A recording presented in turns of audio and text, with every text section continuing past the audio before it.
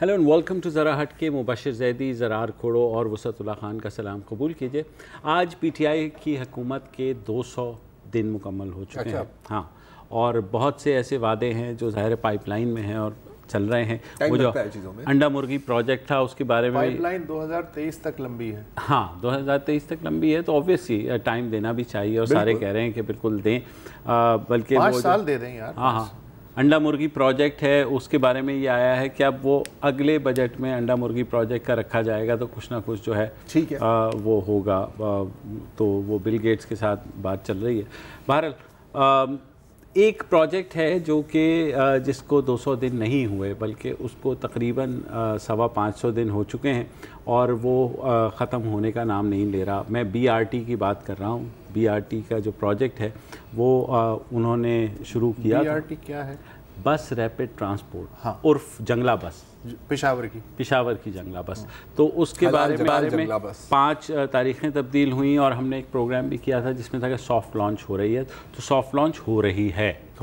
हाँ, लेकिन साथ साथ अजीब सी खबरें आ रही हैं। मसलन कुछ जगह ट्रैक्स हैं जहाँ पर ये कहा गया कि बाद में पता चला कि वहाँ से बस ही नहीं गुजर सकती, तो उन्होंने फिर उसको तोड़ के और थोड़ा वो करना शुरू कर दिया। उसके बाद ये भी कल परसों जब वहाँ शदीद बारिश हो गई तो वहाँ पानी खड़ा हो गया। अब वहाँ पता लगा कि बाद में जो है वो वहाँ सीवेज का निज़ाम ही नहीं है कि पानी अंदर कैसे जाएगा। वो भी खैर चलो अच्छी बात है, मंसूबे से पहले ही पता लग रहा है। अच्छे मंसूबे की ये निशानी होती है कि आप टेस्ट कर लेते हैं और अल्लाह आपकी मदद करता है। गया है, ये तो है कुदरती आफात से कैसे निशानी ये भी होती है कि जैसे मंसूबा आगे बढ़ता है वैसे वैसे डिजाइन बनता चला जाता है। हाँ, दैट्स ट्रू, बिकॉज़ कहते हैं ना best plan of battle doesn't survive first contact with the enemy. और वर्कर्स की ऑन जॉब ट्रेनिंग भी हो रही है। ये भी है, और कैपेसिटी बिल्डिंग कहते हैं इसे हम कॉर्पोरेट वर्ल्ड में। और सब लोग खाम मुराद सईद को क्वेश्चन करते हैं, जिन्होंने कहा था कि इलेक्शन के बाद अरबों आएंगे पाकिस्तान में। अरब आए, लेकिन सारे के सारे BRT की तरफ ही जा रहे हैं, क्योंकि वो जो है 41 अरब से शुरू हुई थी। अब बकौल मुश्ताक यूसुफज़ई साहब वो 67 अरब की हो गई है आज ही। लेकिन एक खबर आई है कि उन्होंने 10 अरब और मांग लिए हैं। तो ये सारी कहानी है। हमारे जो BRT तज्जिया निगार हैं, शुरू होने से पहले ही ये सिक प्रोजेक्ट बन गया। ये तो बहुत अरसे बाद सिक प्रोजेक्ट बना था ना। और स्टील मिल भी, ये तो शुरू होने से पहले ही सिक। आजकल के कंप्यूटर के प्रोसेसर थोड़े तेज हैं। अच्छा, ये सिक विद KH या सिक सी के, मतलब चीप जोक नहीं करते। भारत हमारे BRT के तज्जियाकार जो है ना, वाहिद तज्जियाकार है BRT, सीनियर BRT एक्सपर्ट, और हमारे ब्यूरो चीफ अली अकबर हमारे साथ हैं। अस्सलाम वालेकुम अकबर। वालेकुम अस्सलाम बशर साहब। अली अकबर, ये क्या कहानी चल रही है यार कि वो पहले तो आपने बताया था कि खाली यही हो रहा था कि 2 पिलर थे, तो चलो बीच में तीसरा भी उन्होंने कहा लगा दो यार, कोई इस तरह के वो हो रहे थे। अब ये जो ट्रैक्स की आ रही है, फिर जो बारिशों ने हशर किया है, उसके बारे में भी हम आपसे जानना चाहेंगे कि ये BRT का एक जो टेस्ट ट्रांसमिशन उर्फ सॉफ्ट लॉन्च हो रही है 23 मार्च को, क्या वो ऑन ट्रैक है? जी मुबशर साहब, कहानी तो वसतुल्लाह साहब और आप लोगों ने एक ही लाइन में बता दी थी कि कुली कचहरी है। और उसमें बिल्कुल उसी तरह ही है कि आपने देखा होगा कि जिस तरह उन्होंने स्टेशंस बनाए और उसमें से अब बाद में इनको पता चला कि इसमें तो बसें गुजर ही नहीं सकती है। और 3 जगहों पे चमकनी, उसके साथ यूनिवर्सिटी रोड और तहकाल में, तो वहाँ पर जब उन्होंने ट्राई किया बस को, तो बस वहाँ से गुजर ही नहीं सकती थी। और अभी जाके तो वहाँ पर उन्होंने सड़क को मज़ीद जो है वो कुशादा करने की कोशिश कर रहे हैं। जगह भी नहीं है, ताहम कोशिश जो है उनकी जारी है। और इसके साथ अब अंडरपासेस की बारी है कि अमन चौक पर जो अंडरपास बनाया गया था, तो उसमें से जो है वहाँ पर भी ये मसला आ रहा था और वहाँ से भी जो है एक साइड बस गुजरने का रास्ता इन्होंने नहीं बनाया था। तो ये सूरत हाल है कि रोज़ाना की बुनियाद पर एक नई कई तब्दीलियाँ जो है वो जारी है। और ये मंसूबा जो है कि अभी तक 67 अरब रुपए जो है वो उस तक तो पहुँच गया है। और मज़ीद ख़बर यह है कि 10 अरब रुपए अभी मज़ीद मांगे जा रहे हैं कि सब्सिडी के मद में दिए जाएंगे। ताहम इस हवाले से जब हमारी बात हुई PDA वालों से, तो उनका ये कहना था कि नहीं, ये जो अप्रूव्ड रकम है तो उसमें से हमें रिलीज़ नहीं किया गया है और हम उन्हीं में से मांग रहे हैं। ताहम सोर्सेज का ये कहना है कि मज़ीद 10 अरब रुपए जो है इन्होंने मांगे हैं। और कल जो हाल था वो आप लोगों ने देखा होगा कि जैसे दरियाई کابل پشاور کے اندر آیا ہوا ہوں اور بہت فرسٹ ٹائم ایسا پانی جو ہے وہ پشاور کے اندر کل جو ہوا اس سے پہلے نہیں دیکھا گیا تھا. تو یہ صورتحال ہے. اور BRT کی جو سافٹ لانچنگ کی آپ بات کر رہے ہیں تو ایک بات 220 بسیں آنی ہے اس BRT کے لیے اور اس میں سے صرف 20 بسیں پہنچ گئی ہے اور مزید 200 بسیں جو ہے وہ اکتوبر میں پہنچے گی. تو اس کو لانچ کہاں سے یہ کریں گے؟ ان کا پریشر زیادہ ہے اور کہہ رہے ہیں کہ مطلب جو چمکنی والا سیکشن ہے تو اسی میں فوٹو کے حساب سے کوئی ایک بس کے لیے کوئی اس طرح کا جگہ بنائے اور وہاں پہ جا کے تختی لگائے. تاہم یہ نظر نہیں آ رہا کہ BRT جو ہے میں صرف اگر شوکت یوسف زئی صاحب کو بتا دوں کیونکہ وہ مجھے ایسا ہے کہ شوکت یوسف زئی صاحب سے جب پوچھا گیا تو انہیں خوشخبری ضرور سنائی کہ جناب بس تو ٹھیک ہے ہم 2 مہینے نا فری بھی لوگوں کو جھوٹے دیں گے اس میں. تو سنیے شوکت یوسف زئی صاحب سے پوچھا گیا کہ جناب اس کا کیا ہوگا, کب یہ منصوبہ ہوگا, تو ان کا کیا کہنا تھا. 23 مارچ کو ہمارا یہ خیال ہے, بلکہ خیال تھا کہ ہم اس کو شروع کریں اور بسیں چلنا شروع ہوں کیونکہ اس کا کوریڈور کمپلیٹ ہے. صرف چونکہ 2 مہینے تو ویسے بھی ہم پیسے نہیں لے رہے ہیں کسی سے, فری بسیں چلائیں گے, تو اس کی وجہ سے ہم نے کہا کہ چلو سروس شروع ہو جائے گی. لیکن بدقسمتی سے بارشیں کافی چلی ہیں. مجھے نہیں خیال ہے کہ, لیکن وزیر اعلیٰ صاحب کیونکہ ان کی خواہش ہے کہ 23 کو ہم ہر صورت میں بسیں چلائیں گے, تو انشاءاللہ تعالیٰ سروس شروع ہو جائے گی. اس کے بعد آہستہ آہستہ جو بھی انکمپلیٹ چیزیں وہ کمپلیٹ ہوتی جائیں گی. اچھا سر, سروس شروع ہو جائے گی, بسیں تو چلتی رہیں گی بعد میں. ایک میرا سوال ہے, یہ جو بدقسمتی سے بارش شروع ہو گئی نا, اس سے ریلیٹڈ ایک سوال ہے. آپ نے کہا کہ ایسا لگ رہا ہے جیسے دریائے کابل پشاور شہر میں گھس آیا ہو. تو یہ جو بدقسمتی سے بارشیں ہوئی ہیں, ظاہر ہے پشاور میں پہلی بار تو بارش نہیں ہوئی ہے, تو یہ جو دریائے کابل بنا ہے پشاور میں, تو اس میں BRT کا کتنا قصور ہے؟ جی یہ بھائی قصور اتنا ہی ہے اسد صاحب کے, جس طرح ہم کو گزشتہ 1.5 سال سے یہ کہہ رہے ہیں اور میڈیا اور سوشل میڈیا دونوں پر یہ آپ کو نظر آ رہا ہوگا کہ پورے پشاور کو کھودا گیا ہے. تو وہی ہے کہ کھودا گیا ہے اور اس کو نکاسی آب کے لیے کوئی بندوبست جو ہے وہ نہیں کیا گیا. تو اسی وجہ سے 24 اور بارش ہوتی رہی اور سارا پانی جو ہے اسی BRT میں بالکل زگ زیگ جو انہوں نے بنائے ہوئے, تو پانی کے لیے بھی بڑا سازگار ماحول تھا اور اسی وجہ سے پورا پشاور جو ہے وہ پانی پورا پشاور میں جمع ہو گیا. اور اس میں جو سب سے زیادہ مسئلہ آ رہا ہے وہ ٹریفک والوں کو آ رہا ہے. ٹریفک وارڈنز جو ہے وہ پہلے ہی ان کے پاس کم ہے اور کل پورا دن وہ بیچارے, راستہ تو ہے ہی نہیں, پانی کے لیے جگہ نہیں ہے اور ان کو سارا پریشر ان پہ آ رہا ہے کہ آپ کسی نہ کسی طریقے سے ٹریفک کو روا دوا رکھیں. تو جب جگہ ہی نہیں ہے, گاڑی اتنی زیادہ ہے, اوپر سے پانی کا کوئی مسئلہ نہیں ہے, تو سارا نزلہ ان پہ گرتا ہے. بیچارے مطلب پورا دن اور رات کو جو ہے وہاں پر ڈیوٹی کر کے تو گاڑیوں کو جو رینگتی ہوئی ٹریفک ہے اس کو کسی نہ کسی طریقے سے روا دوا رکنے کی کوشش کرتے ہیں. کیا حکومت کے ذہن میں یہ بھی ہے کہ جب تک BRT کمپلیٹ نہیں ہوتا تب تک پشاور میں جو پانی کھڑا ہے اس کے ذریعے کم از کم شہریوں کو ریور ٹرانسپورٹیشن کی سہولت دے دی جائے؟ Is it possible? کیا ایسا سوچ رہے ہو؟ جی بالکل, کل کے واقعے سے تو ایسا ہی لگا اور ایسے وہ پورا شہر ڈیم بنا ہوا تھا اور بہت ساری گاڑیاں جو تھی وہ بالکل وہاں پہ بند ہو گئی تھی اور گاڑیوں کو نقصان بھی ہوا تھا. تاہم یہاں یہ جو دوسرے شہر ہے وہاں پر ان کو سنجیدگی سے لیا جا رہا ہے, لیکن ہم تو BRT کے ساتھ ایسے عادی ہو گئے اور بالخصوص حکومت کی کوئی کام کو سنجیدہ لے ہی نہیں رہے اور ان کا یہ کہنا ہے کہ سافٹ لانچنگ ہوگی اور اس طرح ہوگا, اتنے پیسے ہم بچا رہے.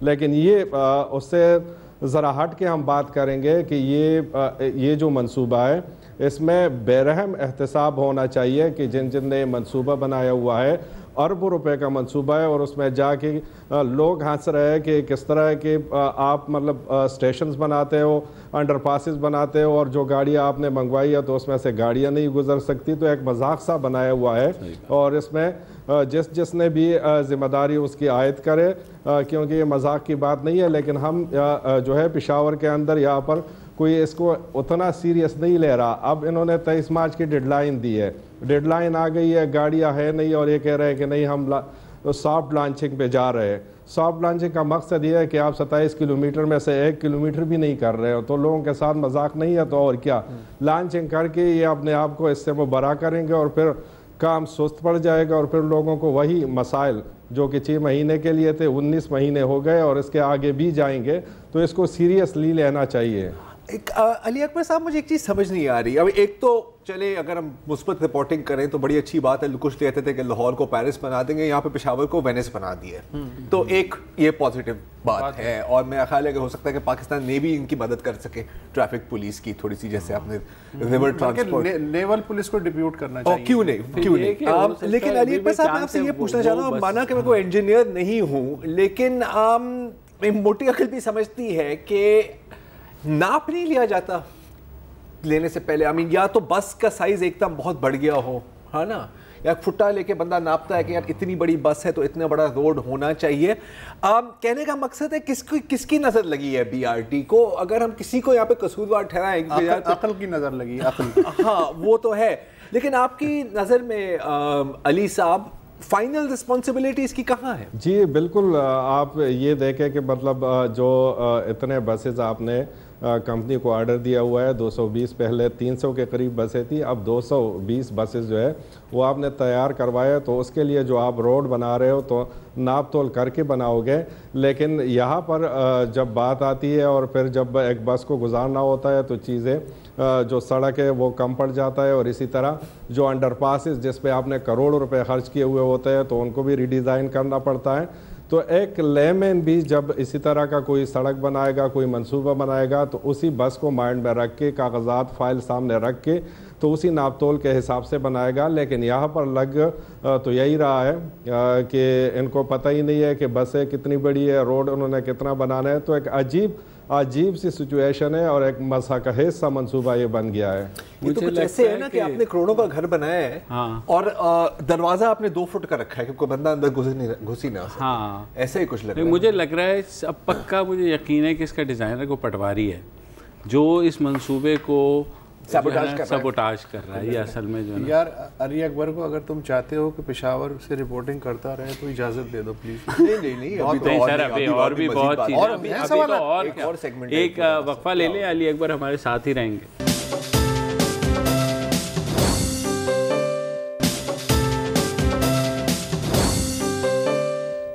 Welcome back. ہم بات کر رہے ہیں سب پہ بھاری بس ریپڈ سروس, جو کہ منصوبہ جو ہے وہ فلیگ شپ تھا, بس ریپڈ ٹرانسپورٹ. یار بتاؤ, چلو خیر.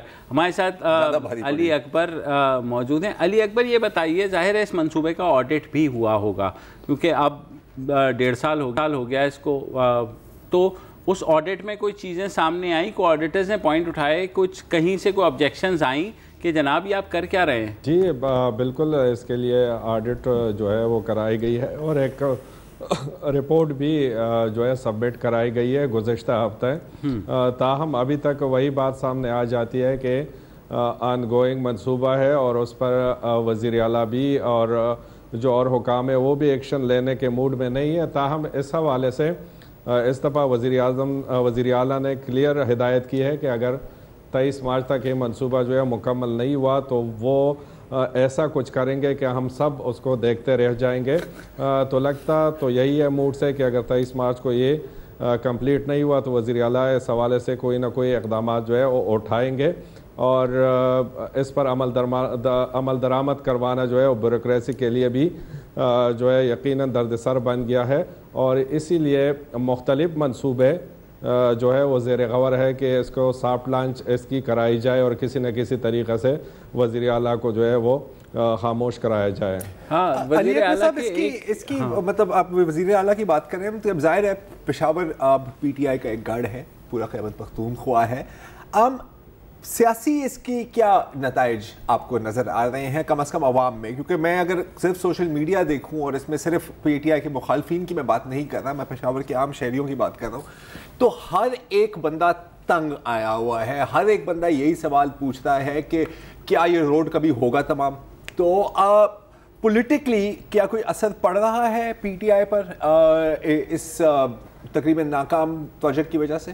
ذرا صاحب اس طرح کے جو منصوبے ہوتے ہیں اس کی وجہ سے عوام کو مشکلات کا سامنا بھی کرنا پڑتا ہے اور عوام مشکلات برداشت بھی کر لیتے ہیں، صرف اس کے لیے کہ اس کے نتائج جو ہے وہ اچھے ہوں گے اور عوام کو سہولت اس سے جو ہے وہ ملے گی۔ اس طرح اگر آپ اسلام آباد میٹرو دیکھیں تو وہاں پر بھی 1.5 سال لوگوں نے کافی سفر کیا، لیکن اس کے نتائج سامنے آ گئے اور دونوں شہروں کے درمیان آمد و رفت میں کوئی مسئلہ نہیں ہو رہا۔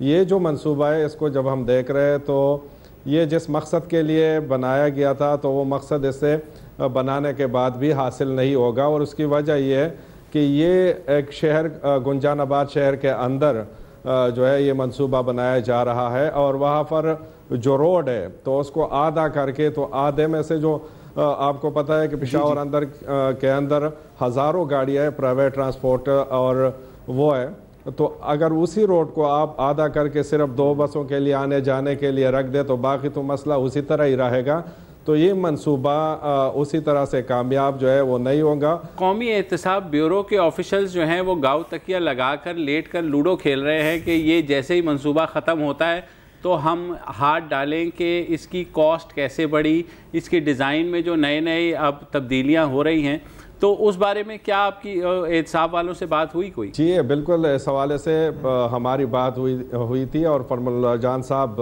جو کہ گزشتہ ہفتے ان کا ٹرانسفر کروا دیا گیا، تو نیب اس پہ بالکل کام کر رہا ہے، اور پشاور ہائی کورٹ نے نیب کو یہ کیس ریفر کیا تھا، تو بالکل جو ہے اس پہ کام ہو رہا ہے، اور جس دن یہ منصوبہ مکمل ہوگا تو اس نیب جو ہے اپنا کام شروع کرے گا اس پہ، اور اس میں بڑے پیمانے پہ میں آپ کو بتا دوں کہ جو بظاہر نظر آ رہا ہے، کیونکہ اس میں روزانہ کی بنیاد پہ جس طرح چینجز ہوتے ہیں اور جس طرح اربوں روپے، کیونکہ 80 کروڑ کا تو ایک کہا جا رہا ہے کہ اس کا سریہ چوری ہو گیا ہے، تو اس طرح کے بہت سارے ایشوز ہیں، اور یہ نیب کے لیے آگے 8-10 سال کے لیے ایک بڑا اچھا منصوبہ ثابت ہوگا۔ یعنی یہ لگتا ہے کہ بی آر ٹی کا تو فائدہ ہے، بی آر ٹی کا پنچ لائن جو دی علی اکبر نے اس کے بعد وقفہ لے لیں، یہاں پہ ہی بند۔ اوکے۔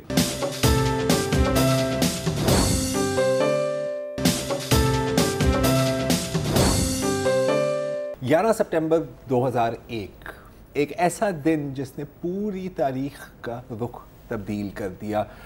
امریکہ آپ کے شہر نیو یارک میں ورلڈ ٹریڈ سینٹر پر حملہ ہوتا ہے، ہزاروں امریکن جاں بحق ہوتے ہیں اس میں، القاعدہ اس کی ذمہ داری قبول کرتا ہے، اور پھر 1 ماہ بعد امریکہ اپنی پوری طاقت کے ساتھ افغانستان پر حملہ کرتا ہے۔ کیونکہ افغانستان میں اسامہ بن لادن نے پناہ لی ہوئی تھی طالبان کی حکومت میں، جس کا سربراہ ملا عمر تھا۔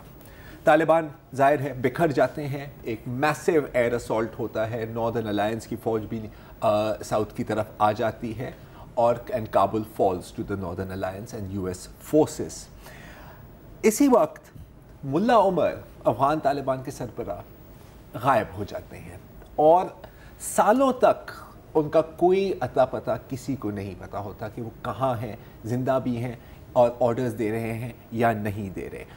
2015 یعنی 14 سال بعد آخر کار ہمیں کنفرمیشن ملتی ہے افغان طالبان کی جانب سے کہ 2013 میں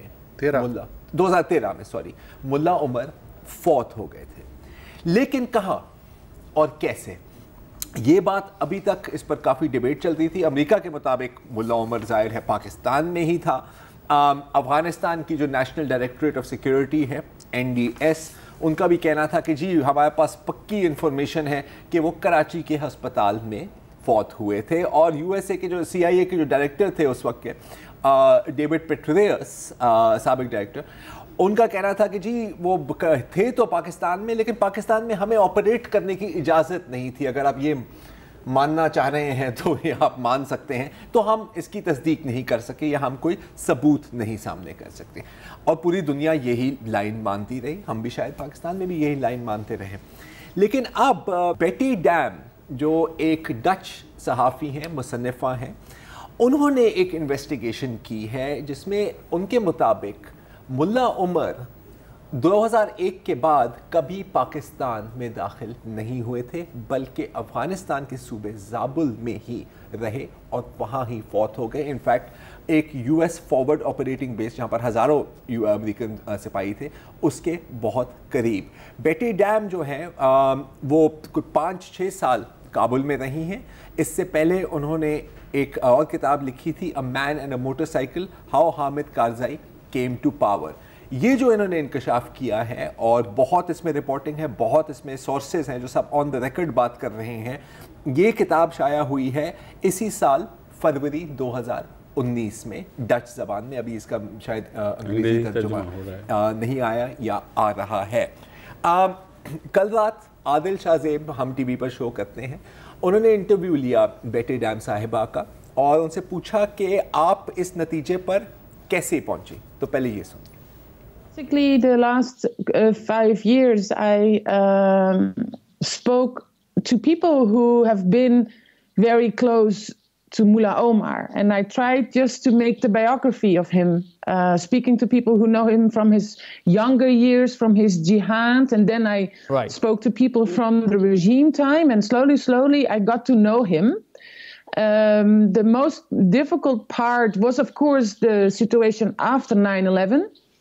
I figured a couple of things during the research. First, there was on the one hand a very strong narrative that Mullah Omar was living in Pakistan. Yes. At the same time, there was also a strong narrative that we did not know a lot about Mullah Omar. Right. From my research, I figured that people from the Taliban leadership who are hiding in Pakistan also did not have a lot of contact with Mullah Omar, which made me think that he was not very active. There was nothing leaking from him, like a recording or something like that. So I more and more came to the conclusion that he was not very much involved, not very political active, as the idea I had before I started this research. Also, I got to know Mullah Omar more like an Afghan leader with a national agenda.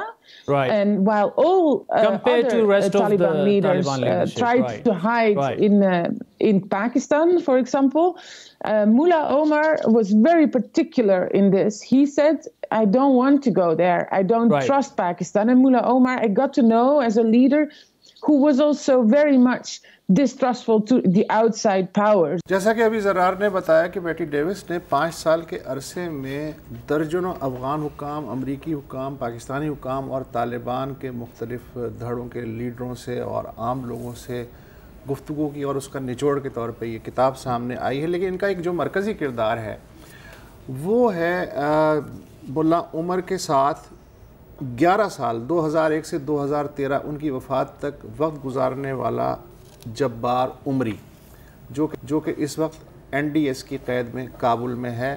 اور بیٹی Davis کی ان سے ملاقات جو ہے 3 مہینے پہلے ہی وہاں ہوئی تھی. اس مرکزی کردار جبار عمری کے مطابق اکتوبر 2001 میں افغانستان پہ حملہ ہوتا ہے. 5 دسمبر کو قندھار کے ایک تاجر کے گھر پہ طالبان شورا کا اجلاس ہوتا ہے. سوال یہ ہے کہ اب کیا کیا جائے. خاموش ہو جاتے ہیں سب لوگ. اچانک سے خاموشی ٹوٹتی ہے اور ایک طالبان کمانڈر کہتے ہیں کہ میرا خیال ہے ہمیں ہتھیار رکھ دینے چاہیے. ایک سکتہ طاری ہو جاتا ہے. ملا عمر کہتے ہیں ٹھیک ہے, میں جو ورکنگ قیادت ہے وہ وزیر دفاع ملا عبید اللہ کے حوالے کر رہا ہوں. تحریری طور پہ انہوں نے یہ حکم نامہ جاری کیا. ملا عبید اللہ پھر بعد میں 2007 میں پاکستان میں گرفتار ہوئے اور 2010 میں قید خانے میں انتقال کر گئے. اگلے روز ملا عمر شادی کوٹ ڈسٹرکٹ میں حامد کرزئی سے ملاقات کرتے ہیں جو آلریڈی قندھار میں موجود ہیں. وہاں ان کی گفتگو ہوتی ہے حامد کرزئی سے کہ اگر طالبان ہتھیار ڈال دیں اور گھروں کو لوٹ جائیں تو اس کے بعد. تو حامد کرزئی نے کہا کہ آپ سن آف دا سوائل ہیں, ہماری لڑائی صرف القاعدہ اور اسامہ سے ہے, آپ لوگوں کو عام معافی ہو جائے گی.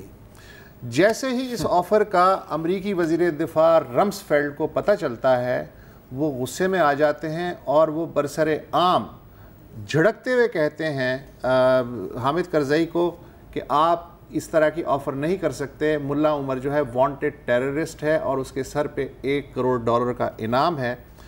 امریکی قندھار کا گورنر طالبان دشمن گل آغا شیر کو فوری طور پہ مقرر کرتے ہیں. گل آغا طالبان کی گرفتاریاں شروع کر دیتا ہے اور پھر طالبان کی جو اکثریت ہے پاکستان جانے لگتی ہے.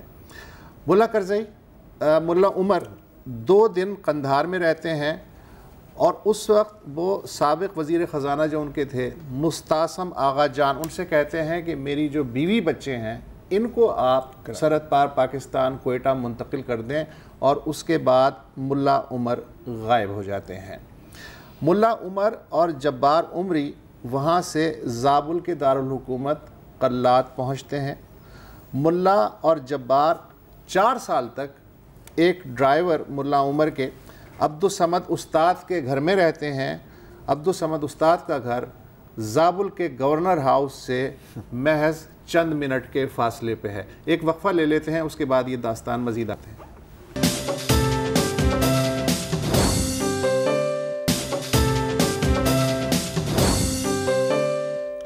زیر بحث ہے ڈچ صحافی بیٹی ڈیم کی کتاب، جس میں ملا عمر کی زندگی کے آخری سالوں کا تفصیل سے تذکرہ ہے۔ آپ کو بتایا جا چکا ہے کہ قندھار سے ملا عمر جو ہیں زابل کے دارالحکومت قلات پہنچے، جہاں وہ ایک گھر میں 4 سال رہے۔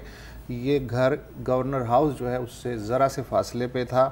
2004 میں امریکیوں نے یہاں ایک فارورڈ فوجی بیس بنایا۔ 2 بار امریکی دستے وہ اس گھر کے قریب آئے۔ ایک بار جبار عمری اور ملا عمر کو لکڑیوں کے ڈھیر کے پیچھے چھپنا پڑا، اور دوسری بار امریکی فوجی گھر میں گھس آئے۔ لیکن عجیب بات ہے کہ اس کمرے کے علاوہ جس پہ رہتے تھے ملا عمر، باقی ہر جگہ، لیکن شاید اتنی عجیب بات نہیں ہے وسعت، کیونکہ وہ اس کمرے کا جو دروازہ تھا وہ خفیہ تھا، ایک الماری لگی ہوئی تھی اور وہ بھی اوپر، اور اس کے تھرو انٹرنس۔ جب یہ واردات ہوئی تو اس کے بعد ملا عمر نے کہا کہ یہاں سے منتقل ہونا چاہیے، لہٰذا قلات سے 20 میل دور سیورے منتقل ہونا پڑا انہیں۔ سیورے جو ہے ان کا ددھیال بھی تھا اور جبار عمری بھی وہیں کا تھا۔ ان کا جو سیورے کا گھر تھا ایک کاریز سے متصل تھا۔ امریکیوں نے پھر اچانک یہاں بھی ایک فارورڈ بیس بنا لیا۔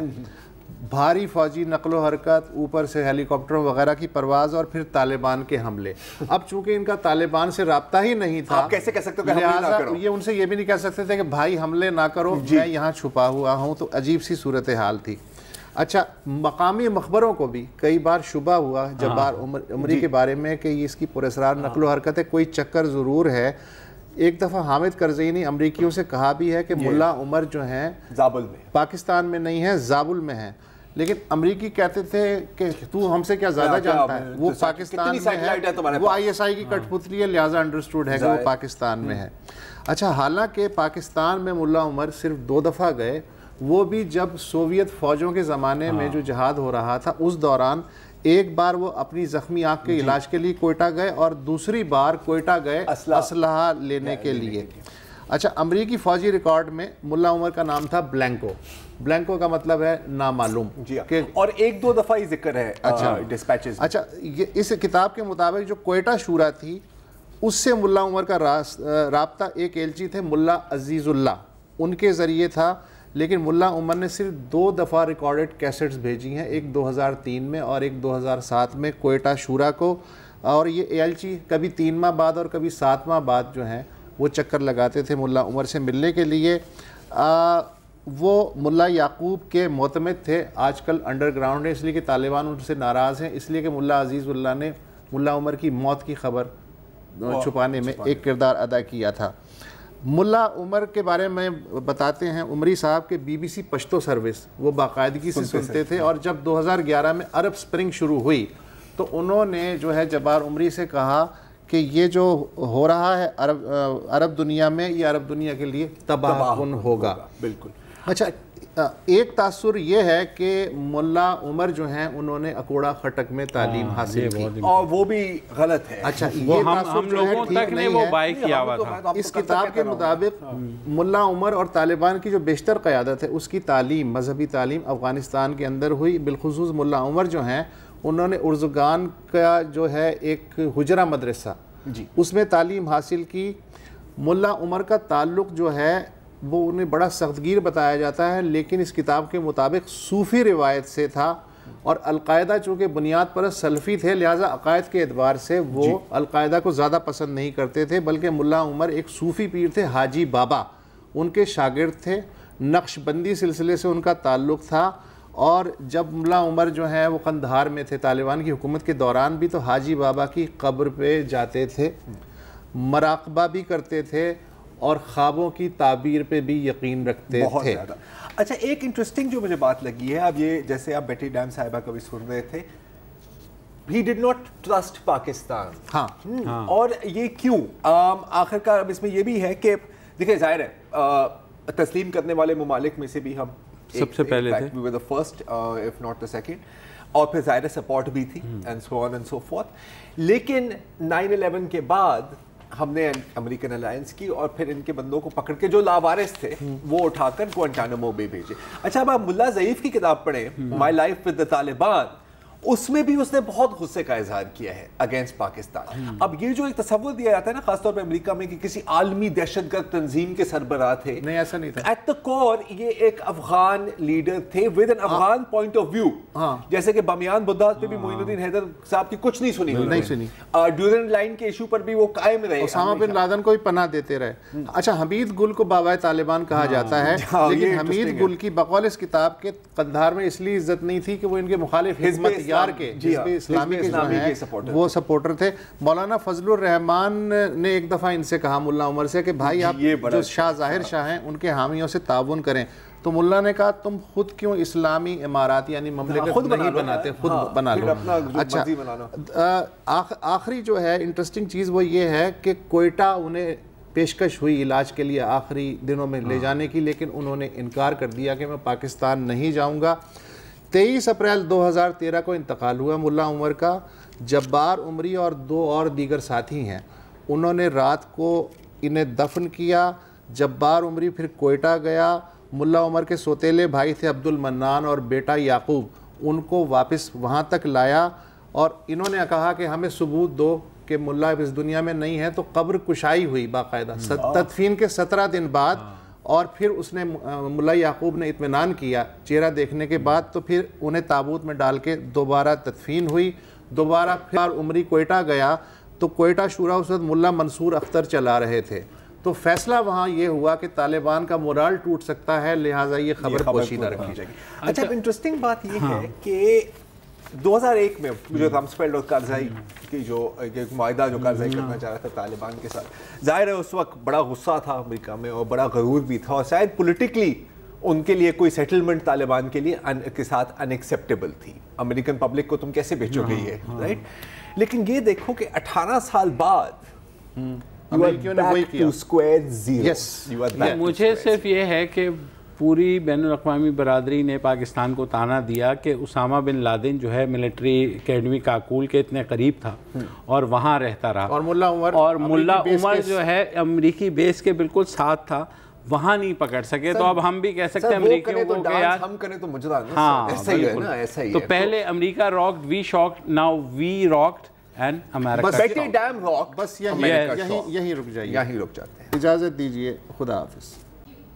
السلام علیکم. اگر آپ کو ہمارے شو پسند آیا ہے تو پلیز ہمارے یوٹیوب چینل کو سبسکرائب کریں, اور اگر مناسب سمجھے تو اس ویڈیو کو لائک بھی کر لیں, تو کوئی حرج نہیں ہے, اور شیئر بھی کر لیں اور کمنٹ بھی کر دیں, ورنہ وہ سب ایسے ہی لکھتے رہیں. اور یہ جو دونوں کہہ رہے ہیں یہ کر لیں جی پلیز, نہیں تو ہمیں بھی گھر جانا ہے, میں آپ کے کمپیوٹر میں نہیں رہنا 24 گھنٹے. صحیح بات.